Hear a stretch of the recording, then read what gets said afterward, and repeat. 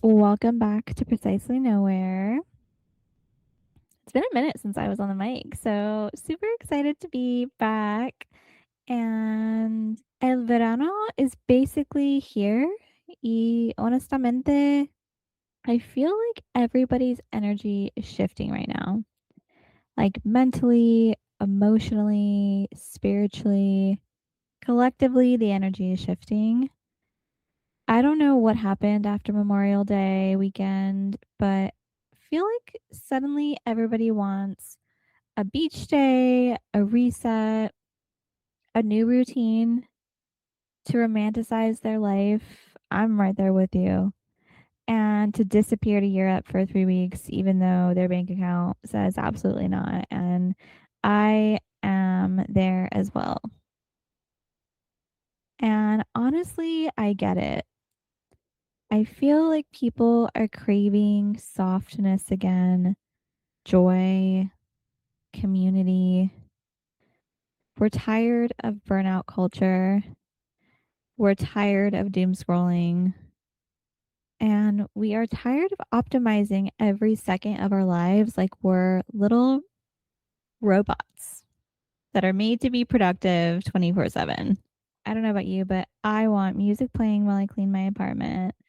I want slow mornings. I want cute little drinks while I read a book.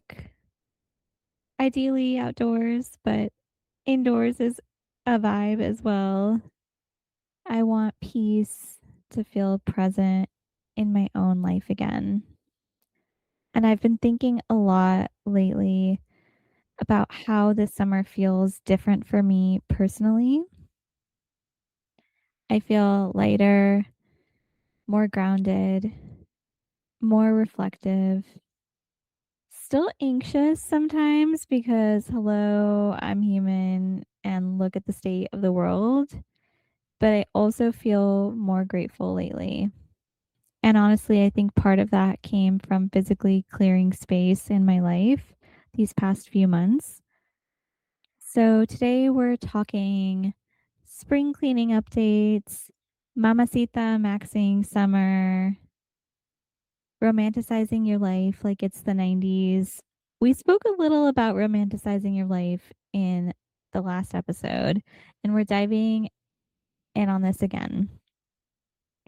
Mid year reflections, things bringing me joy lately, and of course, the TV shows currently consuming my brain cells.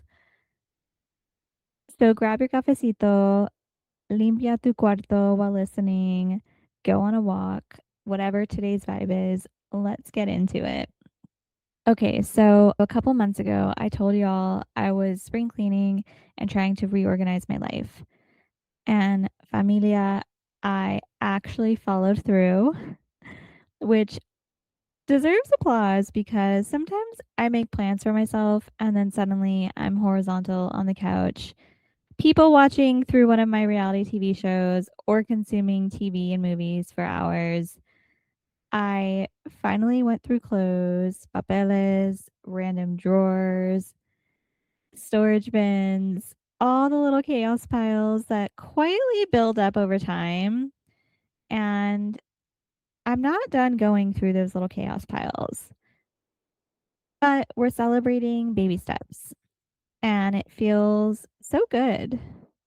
My boyfriend and I donated a ton of clothes, and my grandma is sending them to Mexico so the clothes can have a segunda vida, which made me emotional because I love knowing things are still being used and appreciated. I feel like I haven't always been conscious of that, but as I've gotten older, I've become more aware, and I realized while cleaning how much stuff we hold on to for emotional reasons. Not because we need it, not because it serves us, but because letting go feels weird. At the same time, it's cathartic. And I plan to keep this going, not wait 3 years again to go through some of my clothes and things. so that I can spend less time hoarding and more time paying it forward. I also bought a file cabinet with wheels. I got a tip from my mom. Very senora energy. Something shifted in me emotionally after organizing all our important documents. Suddenly, I understood why parents love office supplies. And genuinely, there's something so calming about knowing where things are. I don't know if it's the Virgo in me or my senora energy, but I'm leaning in. There is no more panic searching, no random paper piles, no where's my passport, mini heart attack. And I think decluttering physically also helped declutter my brain because clutter becomes noise after a while. And I feel like Gen Z and millennials, especially, are carrying so much invisible clutter right now, not just physical clutter. There's digital clutter too, screenshots, unread emails, subscriptions, 20 tabs open. I'm a culprit of that 100%. Saved videos we'll never revisit, emotional baggage, old friendships we outgrew but still feel guilty about. And I have been there too many times to count, but I try to lean on the fact that we grow through life, and sometimes we don't all grow together and we grow apart, and that's natural. And there doesn't have to be any ill will towards people that we've outgrown. And sometimes it feels sad. Like I feel sad about friendships that I've outgrown. And I try to be grateful for the memes and also know that sometimes we just lose touch. It doesn't mean that we've necessarily outgrown that friendship. I have a few friends that I can see every now and then. And when we see each other, we pick up like it's nothing. And we truly haven't connected because we are just living separate lives. And there's so much that we are all juggling nowadays. It feels like it's on hyperdrive compared to my parents' generation. Like our brains never fully log off anymore. And cleaning my space made me realize maybe I don't want to carry everything into this next season of life. Tal vez this summer is less about reinventing ourselves and more about returning to ourselves. And as we talk about returning to ourselves, I have to talk about Mamacita Maxing. This summer, I will be Mamacita Maxing, but it is a state of mind that will continue on through my vida. I've been seeing this phrase everywhere lately. It's gaining traction on TikTok after being coined by creator Luis Thun in a recent post that quickly went viral, sparking hundreds of follow up videos. The trend highlights Latina beauty, confidence, self improvement, and work ethic. It has since become a part of broader cultural conversation around ambition, self belief, and empowerment within Latino TikTok communities. This is my algo and I am here for it. I love seeing Latina creators inspire other Latinos to live their best life. And Mamacita Maxing aesthetically is so fun. But culturally, I think it's deeper than that, especially as Latinas. A lot of us grew up watching the women in our families do todo for everybody else: cooking, cleaning, working, sacrificing, holding the family together emotionally. And they did it beautifully, but also sometimes at the expense of themselves. And I think our generation is trying to figure out how do we show up for nuestra gente while also pouring back into ourselves. Because I don't think self care has to mean disconnecting from community. I think it can actually mean resting enough to be present, healing enough to stop repeating cycles, growing enough to help other people grow too. And to me, Mamacita Maxing isn't just beauty, it's becoming the fullest version of yourself, which is why I resonate with it so hard.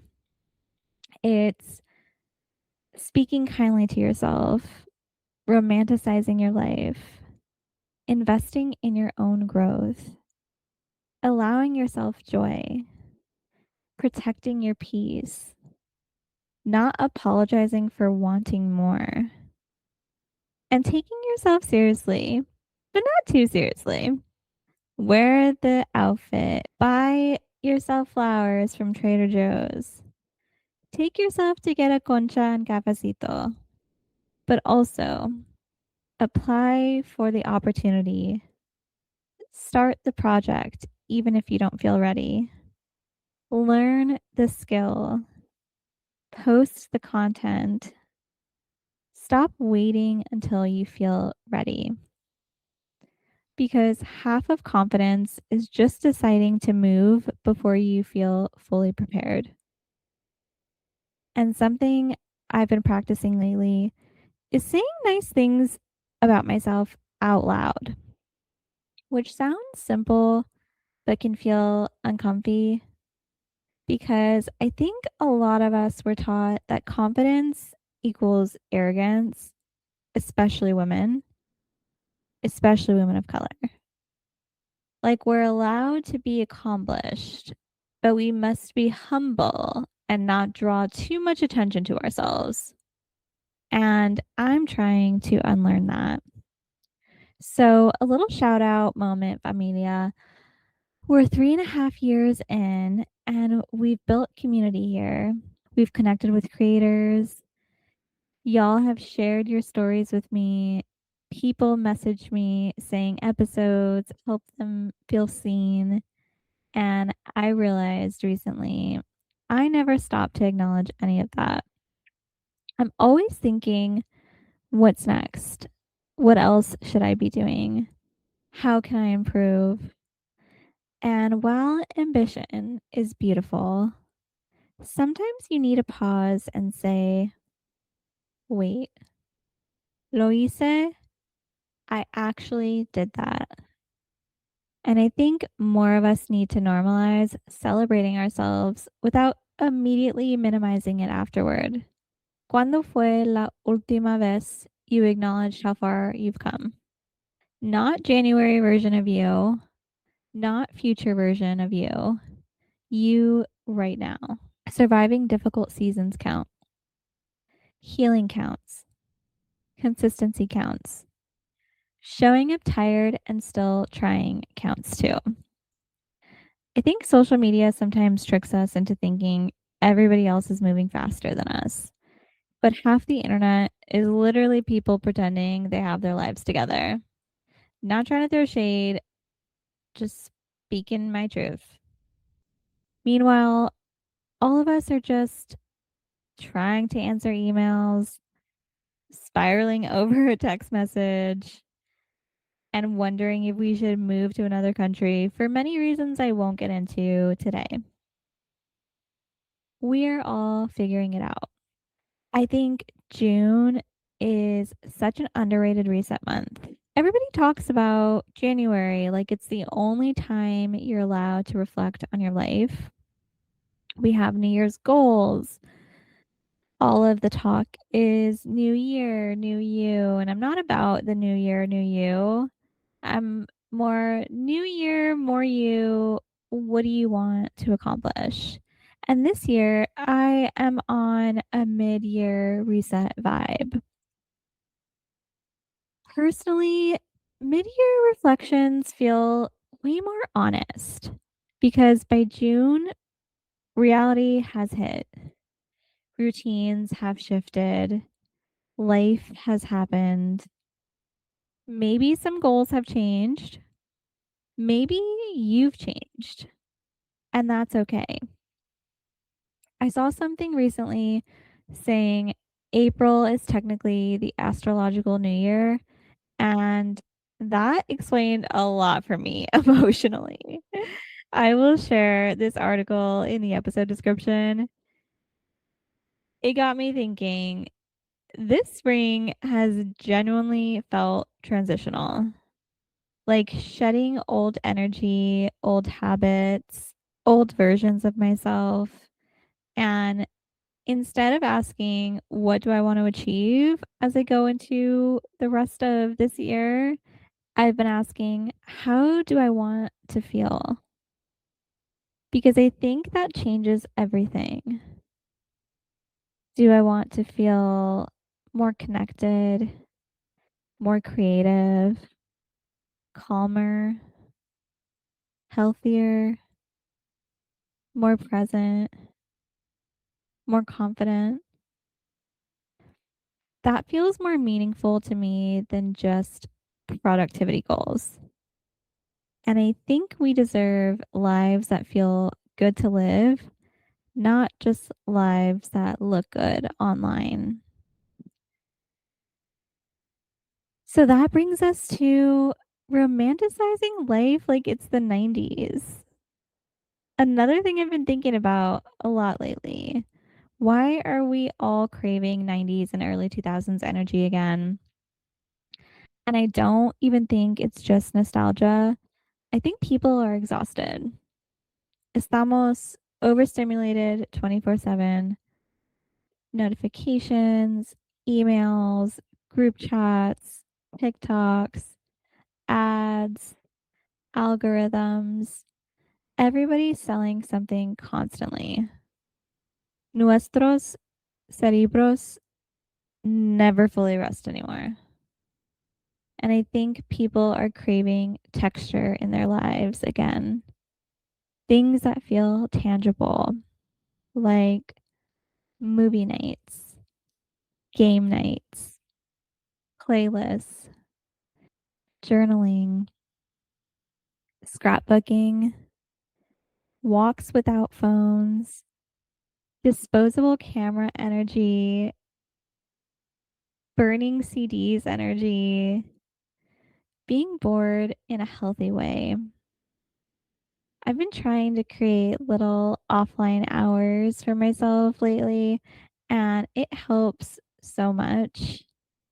Even simple things like waking up in the morning on a weekend and spending the first hour of my day reading, no phones, and starting my day technology free, having a slow morning. These simple things feel more meaningful when you romanticize them a little, like grocery shopping with headphones on, making tea and drinking it slowly, cleaning while music plays in the background, lighting candles at night, taking the scenic route home, sitting outside for no reason. Main character energy, pero emotionally regulated. I think romanticizing your life is a form of gratitude too. That's my hot take. It's choosing to notice your own life while you're living it, not waiting until something becomes a memory to appreciate it. And somewhere in between spring cleaning and romanticizing my life, I've also been watching a ridiculous amount of TV because your girl loves TV and film. It will always be one of my loves, and I'm not ashamed about it. So I'm going to share what I've been watching lately. The first show is Below Deck Down Under, Familia. This season is messy. There's drama, gossip, love triangles, workplace chaos, people emotionally spiraling on yachts, and honestly, incredible television. Something about Below Deck always reminds me that no matter how stressful your job is, somebody else is currently crying in a yacht kitchen. And I love reality TV because it's honestly anthropology. Like, why are humans like this? Why are we flirting during charter meetings? Why are we fighting in tiny hallways? Why do we vie for attention from people who don't deserve our energy and aren't looking out for us? Overall, it's a great season and just wrapped. So if you're looking for something to binge and that will get you in the summer state of mind, look no further.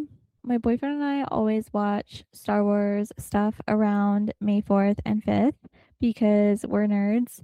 Y ya acepte that about myself. And after rewatching some movies, I accidentally entered a full Star Wars hyper fixation that I'm currently still in, but going to share a couple shows that I started watching: Star Wars The Bad Batch and Star Wars Rebels. They are so good. Like, genuinely emotional and surprisingly deep. A lot of the stories are about resisting fear, protecting community, standing up against systems trying to control people. And while, yes, technically it's space fantasy, sometimes you watch it and you're like, this feels awfully familiar. And now I'm emotionally attached to these animated characters, which is probably concerning, but I'm living for it. Am I secretly hoping I discover I'm force sensitive someday? Absolutely. And I can't recommend both of these shows enough. There are multiple seasons. Star Wars you can watch on Disney Plus, and Below Deck Down Under you can watch on Peacock. It is a Bravo show. There are many seasons of that as well. I am referencing the latest season that is currently airing in 2026. So, Familia, as we enter summer, I want us to focus less on becoming completely different people overnight and more on becoming more connected to ourselves. Clear the clutter, celebrate yourself, romanticize your life, spend time with your people, protect your peace, and allow yourself softness and ambition at the same time. And before I go, I want you to think about this. What is one thing you want to feel more of this summer? Not achieve, not accomplish, feel. Maybe it's peace, confidence, creativity, joy, inspiration, freedom, connection. Whatever it is, espero que te des permiso to actually experience it. Because life moves fast. It's wild how fast life moves. And sometimes we get so focused on becoming better versions of ourselves that we forget to actually enjoy being alive right now. We are entering our Mamacita Maxing era together, familia. Softness, confidence, comunidad, and just enough Delulu to believe bigger things are possible for us. Y honestamente, I think that's beautiful. I love y'all so much. Gracias for being here, growing with me. Yes, we have a fun interview with a dear friend of mine coming up soon, and other interview episodes with creators and entrepreneurs. Lots of great content coming for the rest of this year and beyond. Super stoked to share it with y'all and for you to get the wisdom of these awesome people. Until next episode, talk soon.